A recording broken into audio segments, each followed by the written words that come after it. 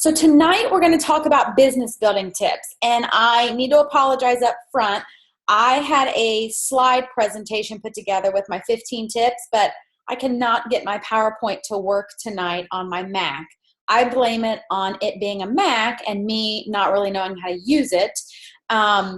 And that's why we bought a new laptop that's a PC, because even 2 years on the Mac and I still don't know what I'm doing. So I apologize. You're just going to have to look at my mug while I go over my 15 business building tips. So I hope that's okay. As always, though, it is informal. So don't feel like you can't interrupt me. If you have a question, you can unmute yourself. I have everybody muted right now. You can unmute yourself. You can also raise your hand, or you can do the chat. If you do the chat, you can chat to everyone, or you can just send me a private message. So let's talk about 15 business building tips. And these are all things that when I sat down and thought of kind of the most important things I've done to build my business, this is what I came up with. So I really hope it's helpful.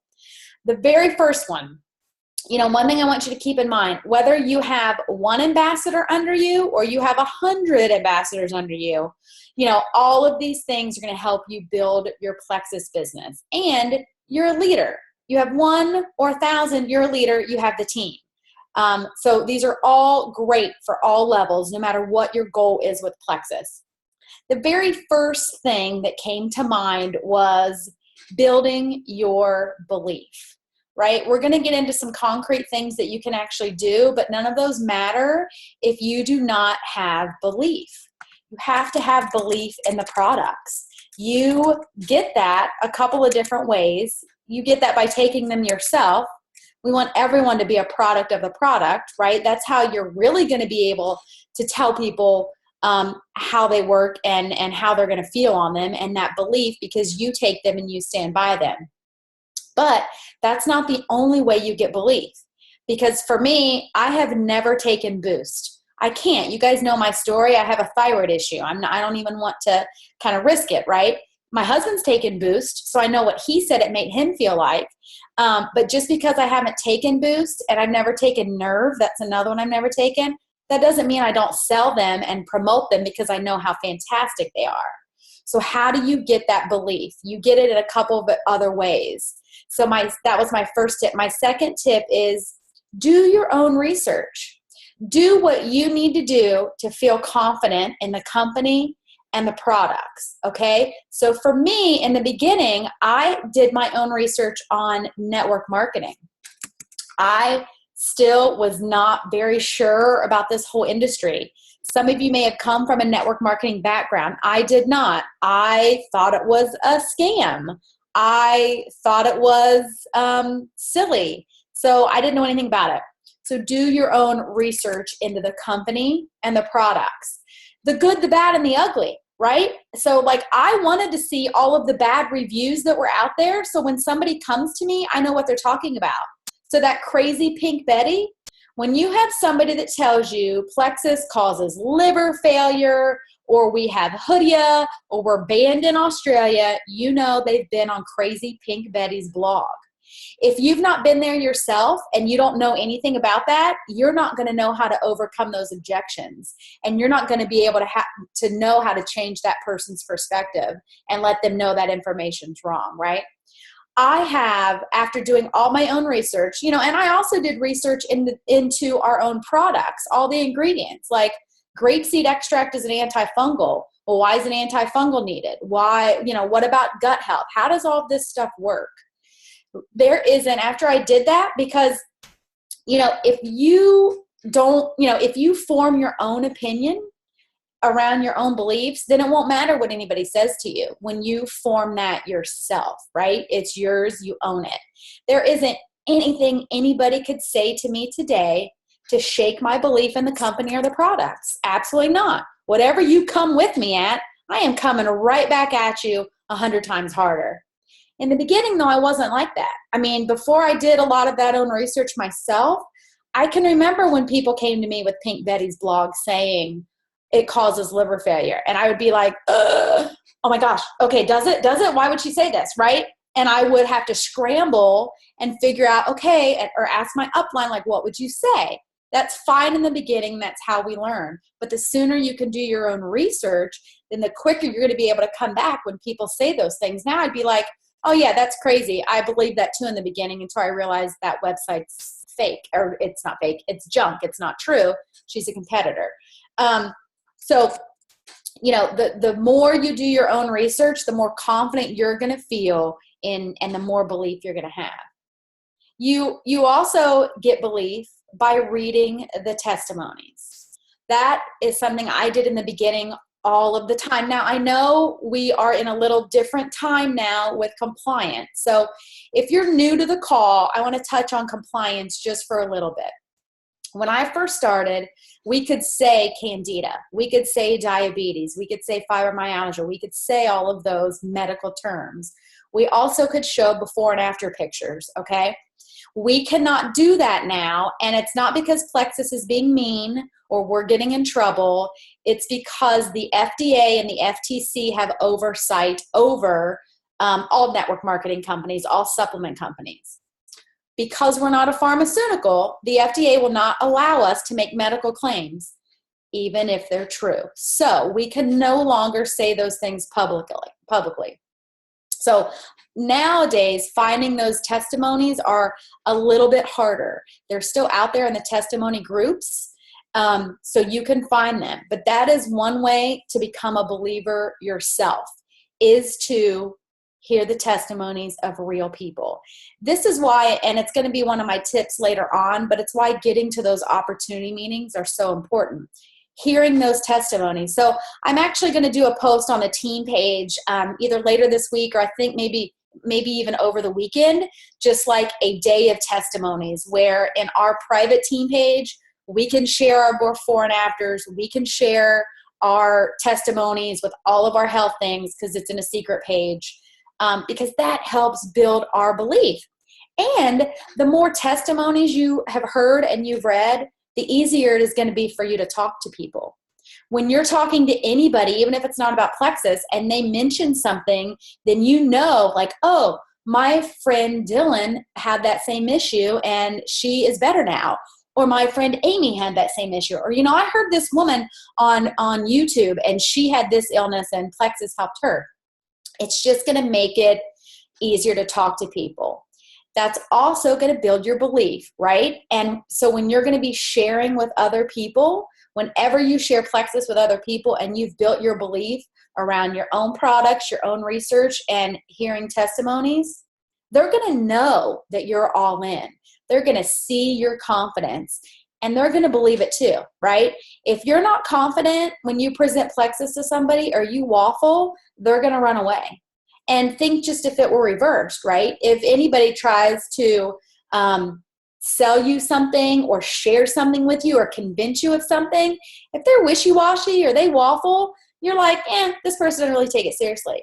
But if they come at you with that passion and that belief and that confidence, you're going to listen to what they have to say.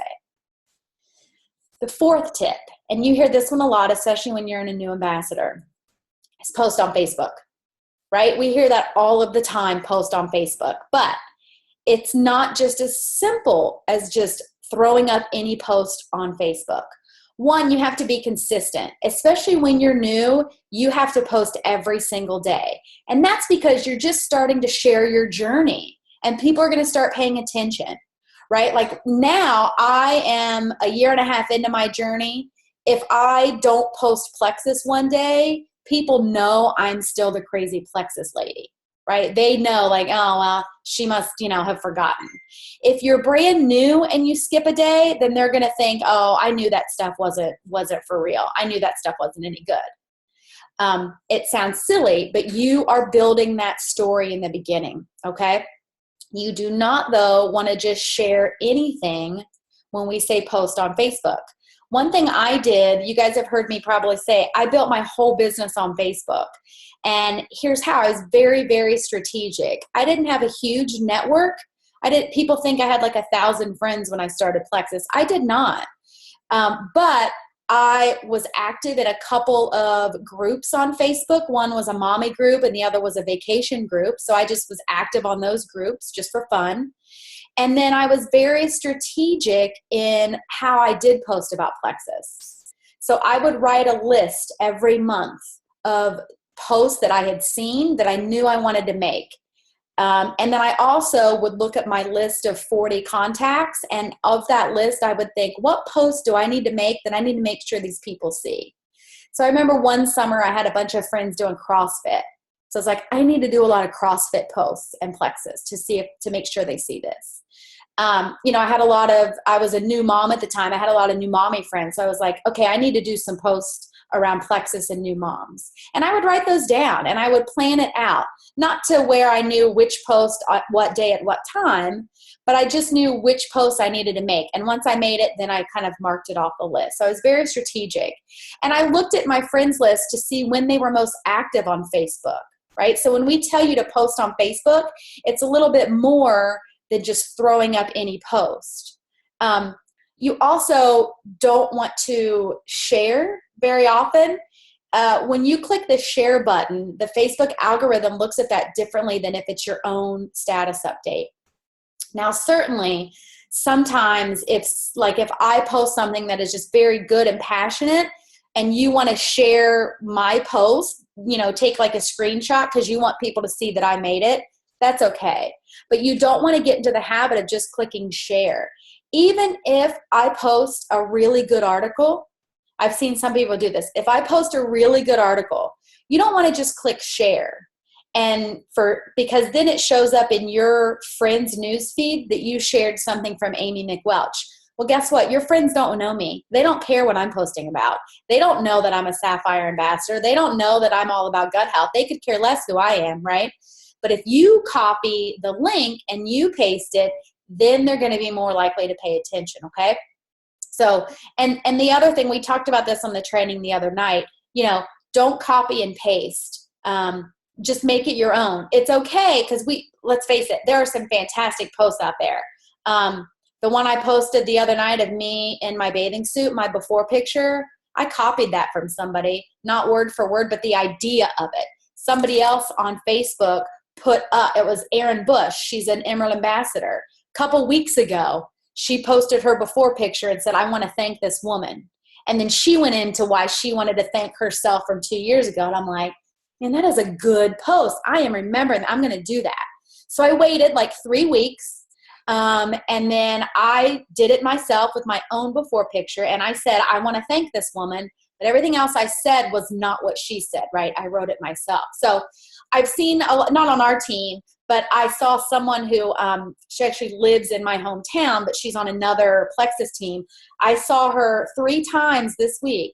She has posted on Facebook about Plexus, but the first 2 times she had somebody's link, somebody hashtag their website. So they would spell it out like amyspinkdrink.com was their hashtag. She had that in her post. Well, that's not her. So I'm like, oh, she copied that from somebody else and she doesn't even know that she's got that other person's website. And then she did it again and she didn't even change the husband's name in the post. Like it said something about how Plexus had changed her life, but you could tell she had copied it and didn't even edit it because it was somebody else's husband's name. So, you definitely want to make sure that you're making your posts personal, okay? But you just can't post and hope. We put a big emphasis on posting, and sometimes I'm like, well, I think maybe we forget or we don't help our new ambassadors do the other side of the business. It's more than just posting and hoping. You have to start following up with people. You have to find customers and ambassadors. So the most important thing I did with that, I made my list of 40 people. I did that in my first week.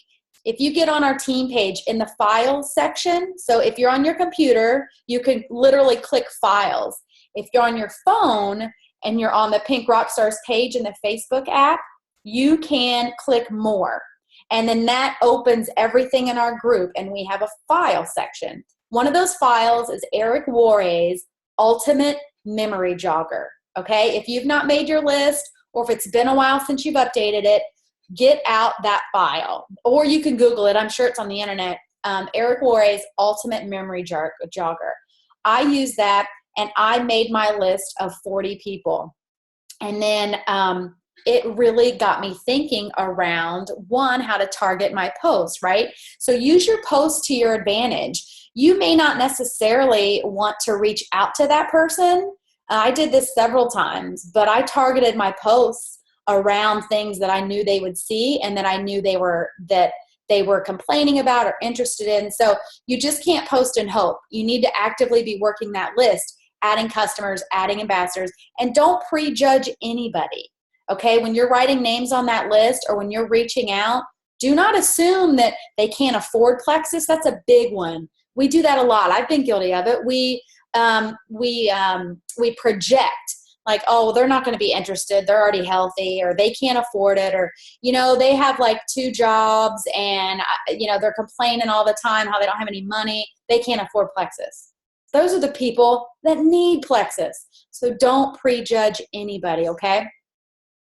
My 5th tip, and this is one that I learned the hard way. This is not something I started doing right away. Do not wait to train your new ambassadors. Please don't make my mistake. I don't think and we all learn, right, as we go on our journey. Certainly things you learn now, in 6 months, you're going to learn so much more. You're going to wish you could go back in time. But do not wait to train your new ambassadors. Do not wait until they've decided they're going to put on their running shoes and really start working the business. Train them right in the beginning. Capitalize on their excitement, right? Nobody is more excited to start Plexus than the day they place their order, right? That's the minute they decide they're going to do it. While they're waiting on their kit, that's the most excited they're ever going to be. So capitalize on that excitement. Use the tools in their success kit. Even the wholesale ambassadors, they're getting a success kit. Use that as an opportunity just to go through it and say, hey, I just want to go through the things that are in your kit, right? But don't overwhelm our new ambassadors. I think I've done this a lot. And if you are on the call, I am sorry. Like my level ones, there are so many things that I'd be like, oh man, if I could just do it over when you guys joined last year, we would, right? We'd have it all figured out. Sorry, there's a fly in here.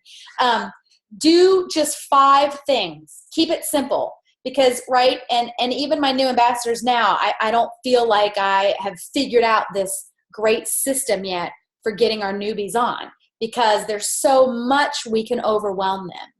So what do I recommend you do? You add them to the team page, just one team page, unless you have your own. So if you have your team page, then you also want to add them to a Joule team page. And the reason why a Joule team page is important is because they need to be able to see that end goal and that vision and all of the people, right? The more people you have, the more active it is, the more shout outs, the more promotions, the more ranks. They need to be able to see that activity. So if you have your own page, add them to that and then add them to ours, and that's it. Don't overwhelm them. In the beginning, we used to add them to Team Taylor and Dream Team and Team Plex It Forward and then the testimonies, and that's like way too overwhelming. Even for new ones who say, I'm ready to work the business and hit diamond on day 1, they can even get overwhelmed. So do that. Send them the email with, the instructions. Send them the new ambassador guide email. We have that. It's also in the files if you still don't have yours. Get them on the phone and then help them make their first post. Like, keep it simple, but don't wait to train them. The other thing that helped me, this is number 6, set monthly goals, but also help your team set goals. If you've been on calls before, you've heard me say that setting goals before, for me, I thought was silly. But I can tell you it is not. From the time I decided I was working the business, in my notebook, I wrote down gold, and I wrote down when I wanted to hit it, and I wrote down what I needed to get there. And just seeing that was huge. But then also, I took it a step further, and I wrote down, okay, who on my team can I help? Who can I help get to silver?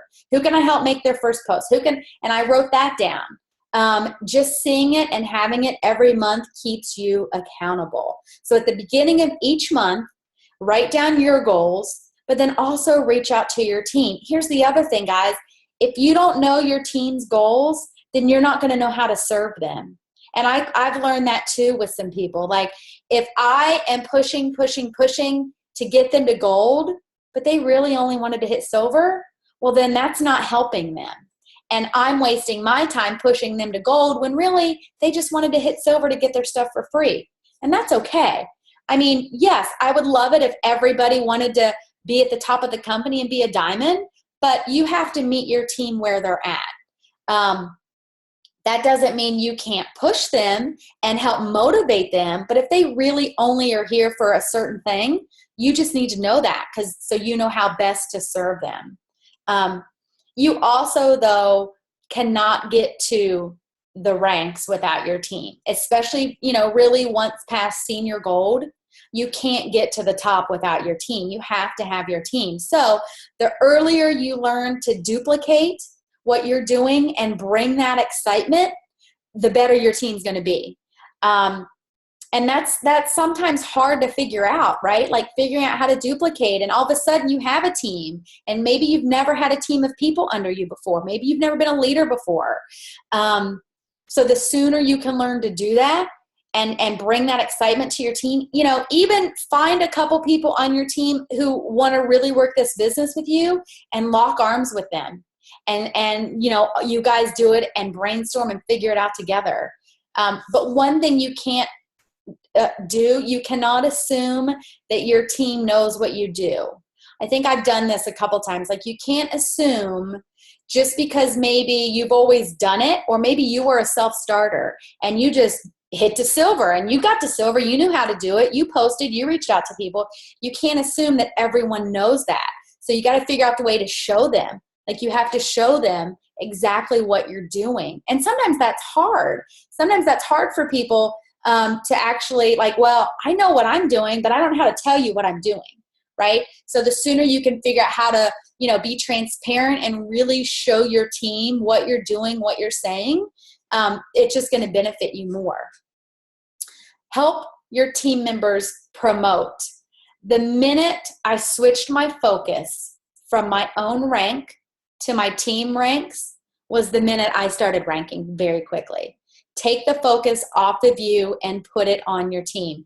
People work harder for praises rather than raises, right? Remember that. So personal messages to people on your team all the time, not just tagging them on the team page. I mean, tagging is important because we have posts we want them to see, especially if it's like a contest or a training or something or a big event. But when it comes to actually building those relationships with your team, you want to send them personal messages and build that relationship. Look for ways to give shout outs, if you have your own team page, do it on your team page, do it on our team page, the Rockstars, do it on Team Taylor. Anything you can find a reason to give a shout out for. I know typically we do PV, and then like if somebody makes their first post or if they sign a new ambassador, and certainly if they rank. But I've started also just giving shout outs when we do a 3-way call, because I think that's a big deal. Or, getting a first customer, or, stepping outside of your comfort zone. Anything we can find to give praise to anyone on our team, let's do it. Like, it doesn't have to be, oh my gosh, you got 2,000 PV. That's awesome. But you know what? If you're brand new and you reached out to someone on your chicken list, that's a big deal too, right? So give shout outs. Find a way to create that excitement and encouragement on your team page. One thing I have a lot of people ask, well, when should I create a team page? And I used to be very a stickler about this, and I would say, oh no, you don't create a team page until you're like senior gold ruby. Well, then I don't know. I think it's different for everyone now. You'll have other teams that make people create a team page the minute they hit silver. And I don't think that's the right idea either. So you have to figure out when is the best time for you to create a team page. Just know that if you create it early, before you really have anyone else working the business, it's going to be you posting a lot and not much interaction. You're going to get a lot of crickets, and you just have to work harder to kind of overcome that and make sure you don't get demotivated by that, because that's easy to do.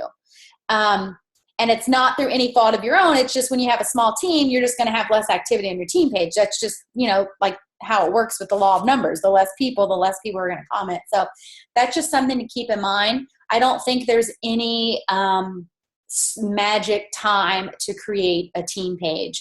It's just that when you do, you want to have that culture of support and excitement and fun and encouragement on your team page. The other thing we do, this is something passed down from our upline, Sarah Taylor. I've passed it down. Hopefully other people are passing it down. You don't have to, but giving gifts to your team when they rank, and just showing how proud you are of them. I love that. I think it's one of the best perks. It's also probably because the 5 languages of love, my love language is gifts. So that's something else we do. So if you ever see, especially if you're new and you ever see like somebody hit silver and they got a fun little gift, that is from their upline. So that's just something we kind of, pass down. A quick little tip. So now I'm going to get into like more specific things that we can do. When I was thinking like, okay, this is great, but what did I do specifically for my business? One, always sign people with a welcome pack.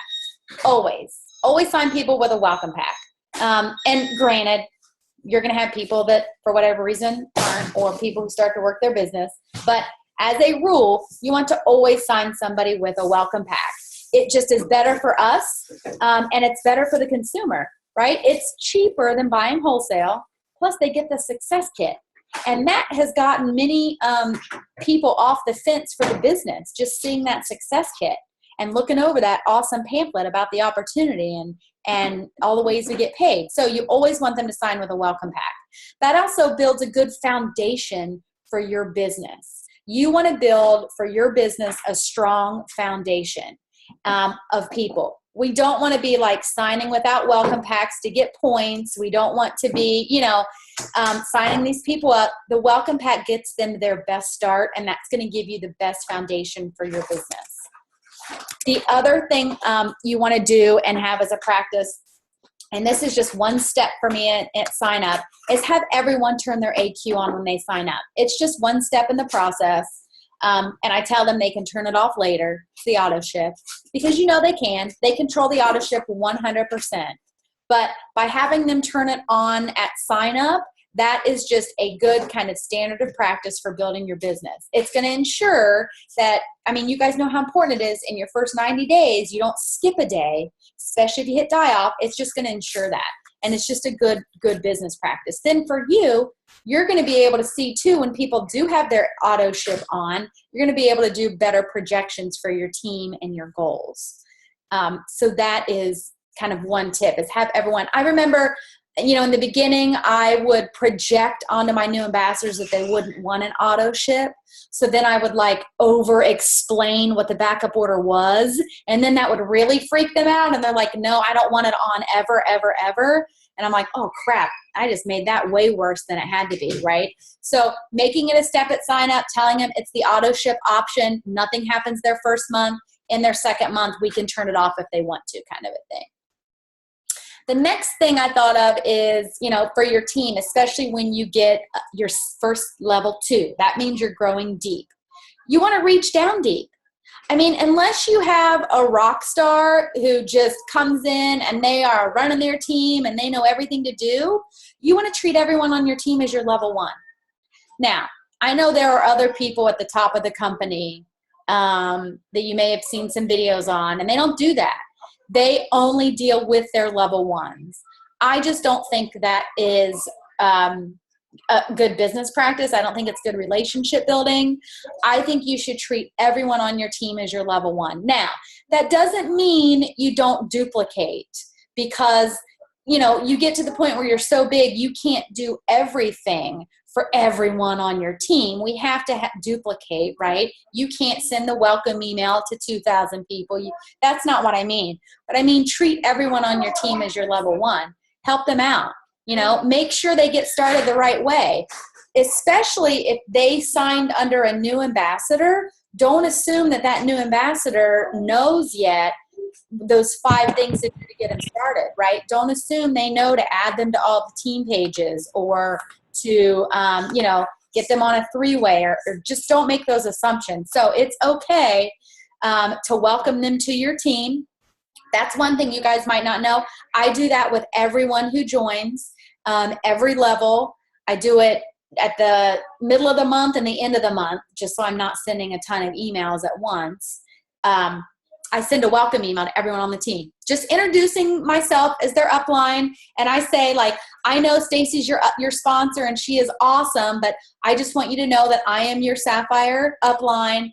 Here's my cell phone. Here's my story. I have a welcome video that I filmed on YouTube that I send to them. I send that to everyone. Just welcoming them to the team.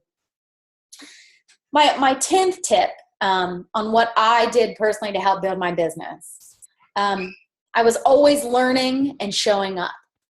I was constantly in the nooks and crannies, listening to calls, watching videos, reading anything and everything I could get my hands on in the nooks and crannies, right? So even, now people are like, well, Amy, yeah, you have all day long. But remember, I didn't.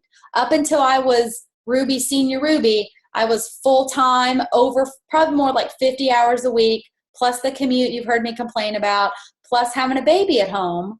So I really was working this in the nooks and crannies. My lunch hour, my commute, listen to stuff on my phone, YouTube, but showing up and being present, and certainly listening to those things on my commute is great. That's great in the nooks and crannies. But you got to get to events too, guys. You have to get to events.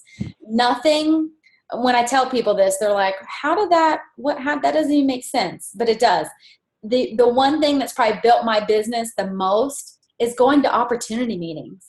And I have not one time had a potential go with me to an opportunity meeting. Not once. Now, I've had a brand new ambassador go with me to an opportunity meeting. I have not once had a potential go. They always end up canceling at the end. Even to this day, they're like, oh, no, sorry, I got busy, right? But that is the one thing that's built my belief. Hearing about the products and hearing those testimonies, you cannot get that any other way. It's like when we went to convention and people were like, oh, I get it now why you have to be here. You can't explain to people why you have to go or how great it is, but you have to go. You just have to get to these events, you guys. And then being around other ambassadors, that will feed your business. It will feed your soul. When you are around other ambassadors who believe in the company and believe in the products, that is going to help build you up. That's going to help keep you going and get you excited just being around like-minded people. So get to those events.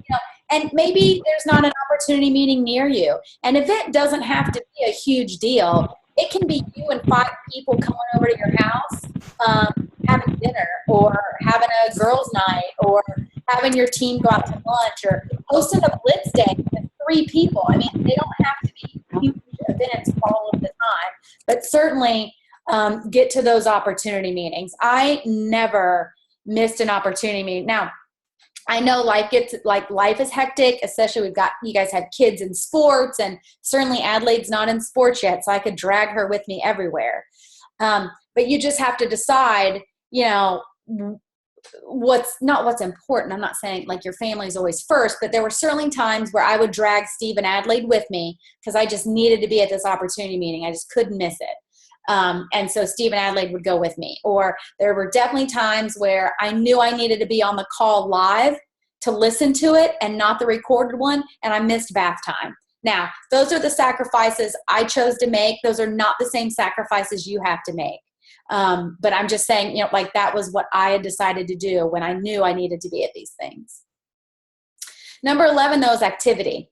You have to be active. Your team duplicates you. Like it or not, your team duplicates you. So both your activity and your attitude, right? So if you're not adding level ones, they're not going to be adding level ones. If you're not active on your team page and even not just posting, but like commenting, answering people's questions, if you're not in the threads with your team, then they're not going to be, right? If you're not going to the opportunity meetings, if you're not going to the online training calls or the Facebook pajama parties, and I don't mean every single one of them, right? That's one thing. We have tons of activity going on. You don't have to do everything all of the time because that is overwhelming. I do all of these things to help everyone, no matter where they're at in their business, but don't think you have to do all of them. Certainly when life gets crazy, just focus on the basics. But you still have to be active, because if you're not active, your team's not active. I know there were times where I would be like talking to, Sarah Taylor, and I'm like, man, just where is the momentum? Like, it's gone. I don't know what's happening. And then I'm like, oh, wait, I've not been posting. I've not been commenting on, this is back when it was Dream Team, even before I had a team page. I'm like, oh, I've not been commenting when people ask a question, or I'm not, my team isn't seeing my name and my presence, I guess, in a lot of places on the team pages and the threads. So do that, right? Don't just think that tagging them in posts is going to be enough. You need to have that activity behind it. The other thing too is you guys can run your own incentives in your contests. You don't even have to have a team page to do that, right? You can run fun incentives and contests if you want to. I'm not saying you have to, but some of them don't take any money. You don't have to have any huge prize, but that's fun for your team, and that shows activity. You do want to be smart about your contest though, right? Does the end result of your contest get what your team needs? So if you have, a brand new team, maybe you don't want to do a big recruiting contest. Maybe your team needs a posting contest. And then you want to think about the return on investment too. You don't want to give away, $100 to, you don't want to give away a prize to maybe only one entry, right? So you just want to look at your return on investment. But you definitely want to keep up that activity all the time. And guys, I get it. There are times where I didn't feel like being active. I did not feel like being active. I was on vacation. I was home with my family. I was having surgery. I didn't feel like being active, but I still did it. Now, was I as active as I would have been, right, if I wasn't on vacation? No, certainly not. But I still was active to, a little bit on the team page and the thread. I may not have been on there all day, but every day I showed up. You can't take a day off. This is just like any other business.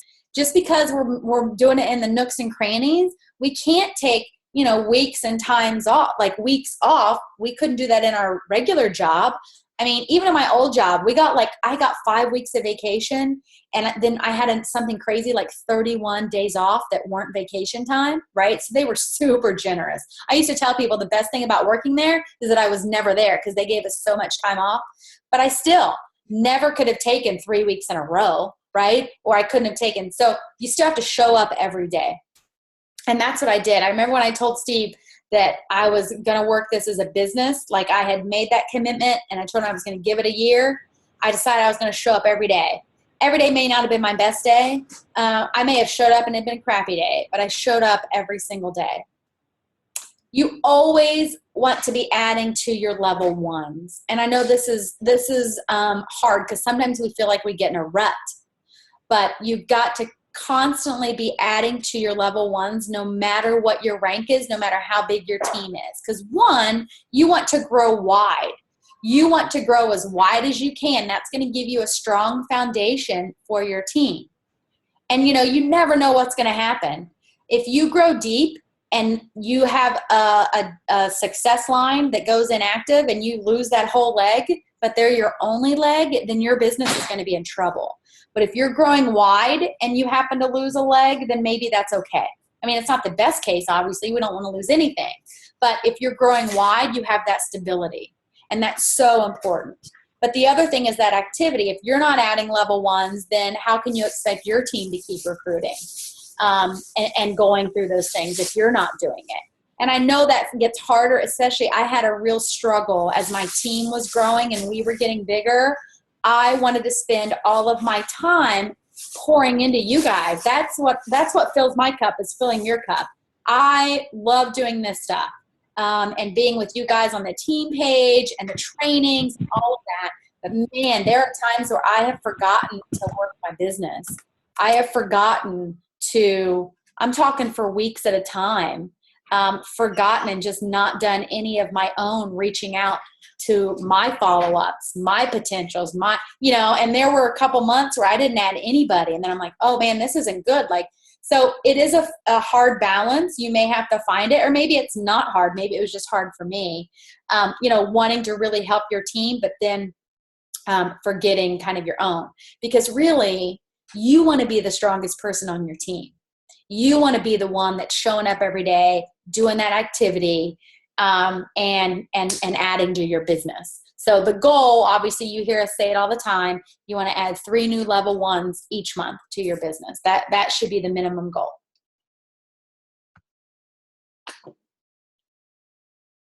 Sorry, guys. The other thing, I have just a couple more tips here. Do not take no for an answer, and get off the roller coaster. I'm putting those together because they go hand in hand. And I don't know if it's because I did so much research in the beginning on my own and formed such a strong opinion of it, or maybe I just have that personality in me anyway that I just didn't care what people thought of me, or I don't know what it was, but that is something when I was thinking of the tips, I didn't care when people told me no. You know what? I didn't care. Now, certainly it stung a little bit more in the beginning, like it stung than it does now. Now I just look at them like it's their loss, right? Like we're not the crazy ones, they're the crazy ones. But you just keep going. You just move on to the next person. Because one, no does not mean forever.